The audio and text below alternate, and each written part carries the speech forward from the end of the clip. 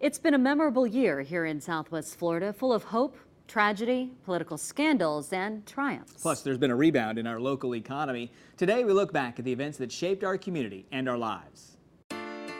I've dragged my family through a lot. You deal with life, and that's what I'm doing. Southwest Florida Congressman Trey Radel steps down amid a drug possession scandal. More political scandal rocks Southwest Florida. We have to hold all of our elected officials to the highest standard. Former Lee County Commissioner Tammy Hall serves out a 6-month jail sentence after stealing campaign funds for personal use. It's time to put all the division behind us and come together. Florida Governor Rick Scott inches ahead of Democratic challenger Charlie Crist in a tight gubernatorial race, hanging on to his seat for another 4 years. We cannot rest on our laurels.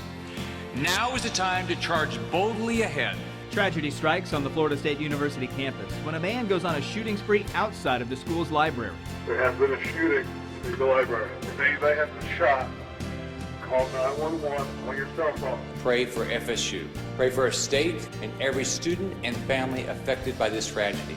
Bullets wound 3 people, including a 21-year-old student who is now paralyzed from the waist down. Several standoffs plagued Southwest Florida this year, with police responding to everything from robberies to disputes over Christmas spending. I'm a little in disbelief. It's a little too close to home. Law enforcement in Fort Myers, Naples, Punta Gorda, Cape Coral, and Port Charlotte all dealing with standoffs this year. A domestic dispute between 2 Naples police officers turns deadly. Yes, the concrete floor in our bedroom is covered in blood, and there's blood drips throughout the house. And one of the worst murder-suicides in Lee County history leaves 5 people dead. This guy went from normal, everyday USA family to I'm going to kill everybody in my family, and then I'm going to kill myself. Stray bullets from a drive-by shooting kill a 5-year-old boy inside his home. It tears at your heartstrings. The loss of Andrew Faust is truly devastating. It's one of the worst tragedies imaginable. A flood of tips from the community put Terrence Irons and Thomas Edison behind bars,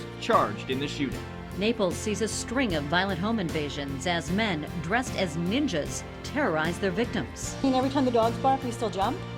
I think that's, probably going to be the norm for a really long time. 5 men tie up their victims as they steal thousands of dollars worth of property and cash. 3 men break into Doc's beach house and steal a case of hamburgers. We've got them on video wearing underwear and then not wearing underwear. I just thought it was the most bizarre thing. I just can't believe it. Jim Reef, a longtime former wink meteorologist in Southwest Florida, dies after a bicycle accident. He raised the bar of TV weather forecasting. He took us essentially out of the dark ages and into the new age of TV weathercasting. Tragedy on Fort Myers Beach as lightning strikes kill a man and sends another to the hospital. It was the most traumatic experience I've ever been through. The accident has a number of people demanding more lightning detectors be placed around Fort Myers Beach. And you can't really put a price on people's safety. We have an aircraft declaring an emergency. It's going to land on the beach at Venice. Southwest Florida beaches become the scene of 2 deadly plane crashes, one in Venice, the other on Upper Captiva Island. This is my friend's husband. His daughter was there and he is hurt. A father and his daughter killed on Venice Beach, and the pilot killed after crashing into the Gulf off Upper Captiva. Just a real nice individual and a good pilot. He's 15 feet long and 200 pounds by being picky. He eats everything that he comes across. A giant Burmese python shocks and wows patrons at the Pelican Bend restaurant. We as a school board can determine which ones of these tests are necessary. Lee County schools make history, becoming the first school district to opt out of all statewide standardized tests. The decision is short-lived, but it stirs up controversy across Florida about the validity of those state-mandated tests. I'm past excited.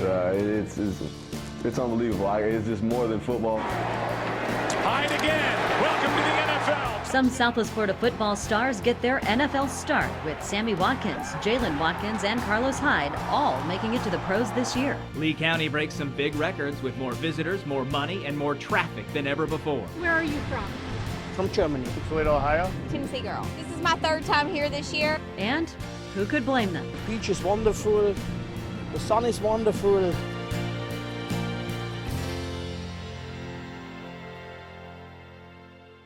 And we couldn't agree more with that sentiment.